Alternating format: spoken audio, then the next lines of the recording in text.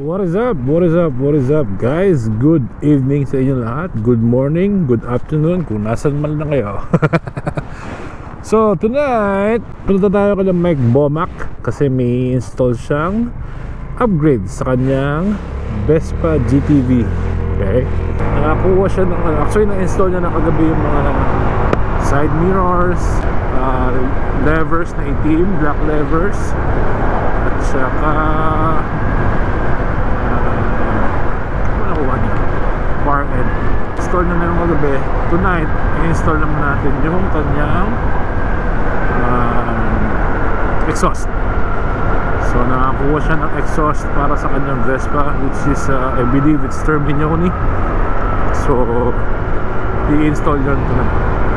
So tignan natin kung anong kalalabasan, and maybe consider natin yun as yun na rin ang exhaust natin kung maganda na kakalabasan. Medyo madilim, di ko alam kung okay lang yung setting ng GoPro, hindi ko kabisado, pero we'll see. Ito na rin pala yung pinakaunang ride natin dito sa ating GTS 300 na Racing 60s. Medyo malamig pero titiisin natin yan kasi this week is puro ulan. Itong I think tomorrow Sunday, Monday, Tuesday hanggang Wednesday, I think so far sa forecast uulan siya in those days. So gusto ko talagang i-ride tong motor or yung scooter. So far so good. Sarap manakbo, solid. So kung i-compare ko siya dun sa lumang GTS natin, yung 2010, parang mas solid na yung build niya. Okay pa naman yung 2010, walang kaso yun, low mileage, maganda man ako. Pero ito, yung mas maarangkada, mas bilis marangkada, at saka yung feel mismo nung scooter, no, medyo solid talaga siya kung i-compare dun sa 2010. So far nag-enjoy tayo dito. Ang sarap gamitin, ang sarap ng ride, super comfortable. Pinakapakapa natin. So I think yung gulong na nakabit dito is Michelin City Grip ba yun? Hindi ko alam kung City Grip yun, basta yung kung ano man yung kasama nilang yan. So far so good, sarap niya manakbo. Parang mas kaya niya akong dalhin kasi doon sa 2010 for some reason. Siguro sa makinan rin kasi syempre bagong technology or bago-bago HPE. Pero so far so good. So let's go, kita-kita tayo kay Mike Bomac.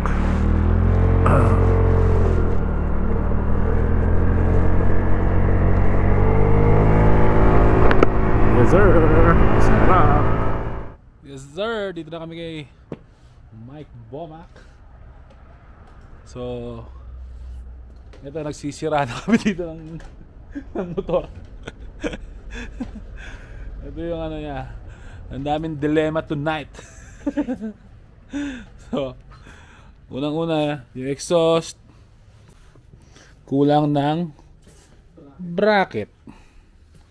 So yung bracket na pupunta sa swing arm, walay. So SIP, ano na nangyari? So nakakabit na yung mid pipe, kaya nga lang yung bracket wala. Tapos may isa pang kinabit, kita nyo ba yan? Marus lang. Ang problema, may sumasabit, hindi namin alam kung bakit. So figure out pa ni Pogi sa Pogs and ni Mike Bomac. Pogi, did you get the Vespa virus yet?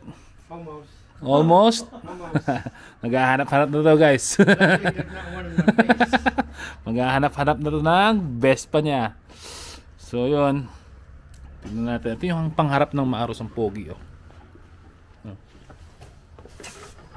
Yun, oh. Tapos bumili siya ng ano to, Jablo Rosso scooter. So ito lahat galing SIP. Galing SIP lahat. So wala eh. Yung nga lang, kulang yung bracket. Tapos ay, ito pala exhaust. Terminioni. Figure out pa yung wheels kung anong gagawin. Kasi pag iniikot mo siya, may sumasabit dun sa may sensor. So let's see. Ano bang kinabit ni Mike Bomac dito? Ito. Zilioni na side mirrors. Tsaka bar end. Tapos Marus na levers. Ito pogi to. Tsaka ito pogi. Mukhang sobrang sturdy niya. So far hindi makakabit yung exhaust kasi nga kulang ng bracket. Tapos pinifigure out namin yung wheels kung bakit sumasabit. So ito si ating puti. Yan. So nailabas natin siya tonight. And ang sarap niyang gamitin, guys. Solid yung scooter. So update ko kayo mamaya kung ano nangyari dito. Alright. Alright, so na-figure out na yung wheels, may ikot na. So ngayon, matitesting na natin yung exhaust. Masa-sound check na natin. Kahit wala yung bracket, sound check lang naman eh. Sige, testingin natin. Woo! Maganda tumunog ha? Oo. Ano to?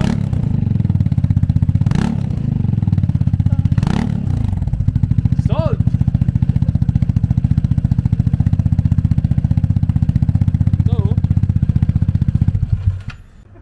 Maganda siya tumunog. Yung Remus kaya, sa totoong buhay. Sa Remus kaya, yung totoong buhay, ganyan na tumunog. Guys, kung may ganito kayo, Termi o kaya Remus, comment down below kung ganito rin gabuo tumunog. Pero ganda tumunog na itong Termi ha. Tapos shorty lang siya oh. Ganda. Okay. Yun lang, walang bracket. Pero at least na sound check natin, di ba? Termi ka na lang para pareho tayo ulit, kagaya ng multi. Termi daw, Termi. Termi ka na lang. Sige. Pag-ipunan natin yan, Termi. Are you gonna put the front wheel too? Yeah.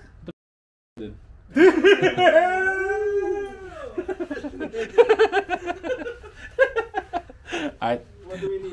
Video natin ang pagkakakabit na yung front wheel. Alright, let's go. Ano dog? Happy ka sa wheels? Happy. Ako hindi siya magamit. Ano yung SIP? Ano ba yan? Wala yung bracket. Ito yung pinadala kulang. Ano yung pinadala? Dalawang set ng ng pang pull ng spring. So may mali nga dito. Pero ito na, nakakabit na yung harap na Marus. Yes sir. Apaka-pogi. Outfit check. Ito naka-mock up yung yun yung Termi. So yan, pogi oh. Good job, Pogs. Thank you, Pogs. Pogi. You don't know if it's a good job until you drive it. Drive it like that. Fuck That's it. what I told Bowman. Open pipe. Take the muffler off.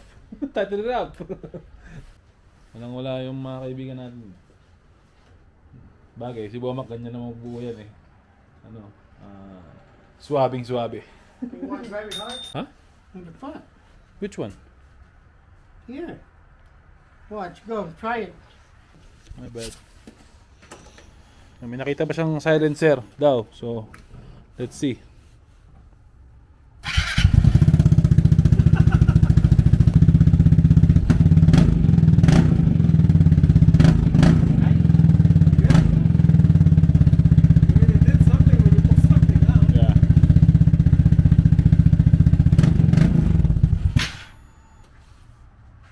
How's it done? You got no gas?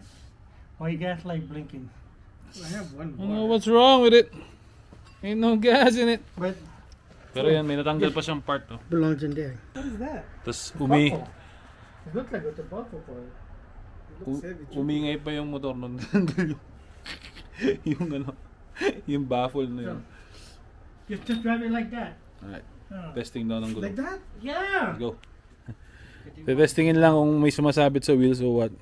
So, ngayon, open pipe siya.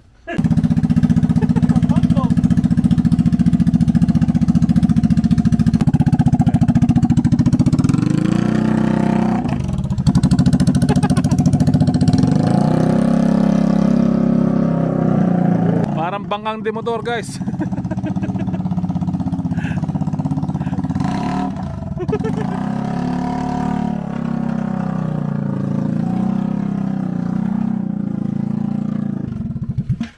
No, any here, any spring. scraping. It's just crazy how much torque you lose. Yeah. Well, because it's probably too loud, that's why. But you didn't feel any scraping from the back wheel? It's hard though with that fucking sound. Well, you if you're scraping, you can feel it. Yeah. And, like, what do you call that? You feel a lot of hesitation. Yeah, no, nothing. No check engine?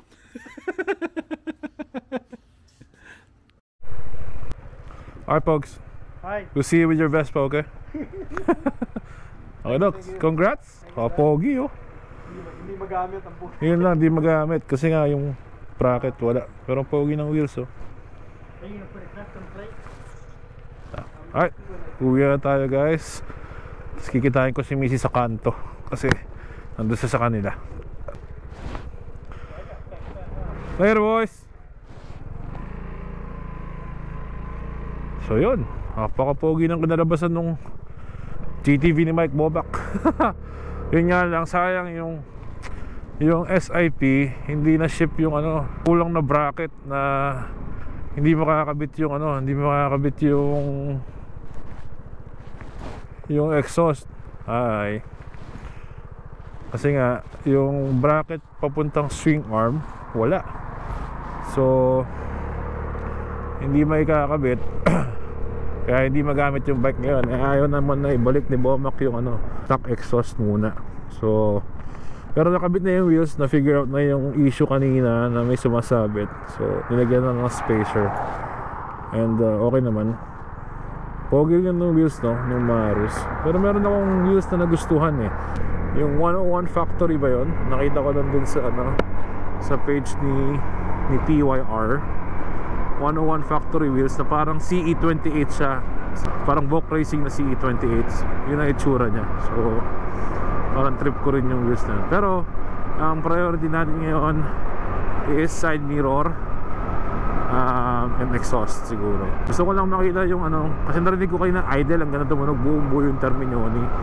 Kaya lang ngayon gusto ko marinig habang umaandar siya or kamusta yung performance niya. So antayin natin yun kasi may mga choices naman eh, like yung Remus, yung Termi, Acra. Yung Acra kasi ang pangit ng tip eh, yung mga bago, yung dalawang tip sa ano, hindi siya ganun kaganda eh, tsaka parang tahimik masyado.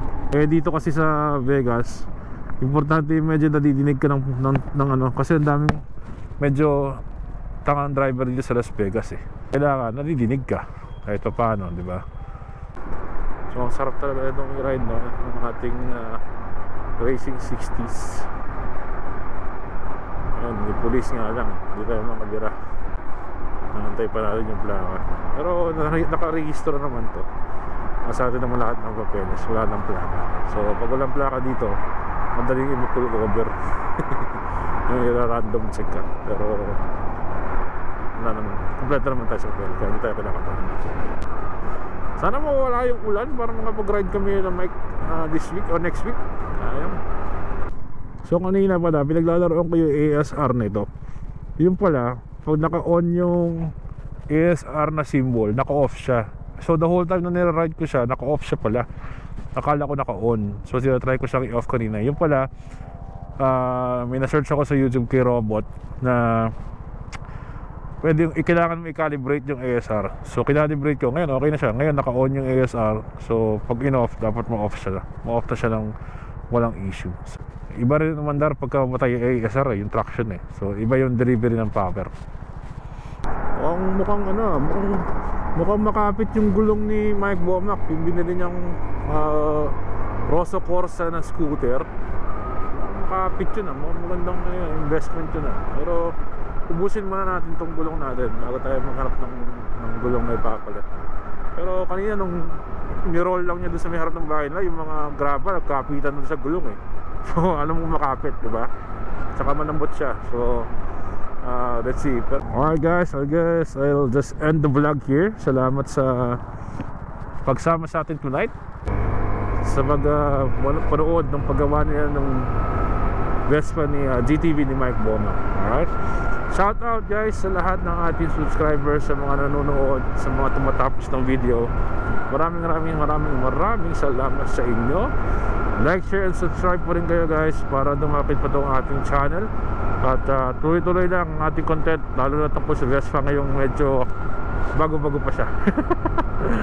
So yung mga sumultistrada dyan, magkaroon tayo na medyo malayo-layo para sa inyo. Alright, until the next one, ingat kayo dyan guys, and enjoy.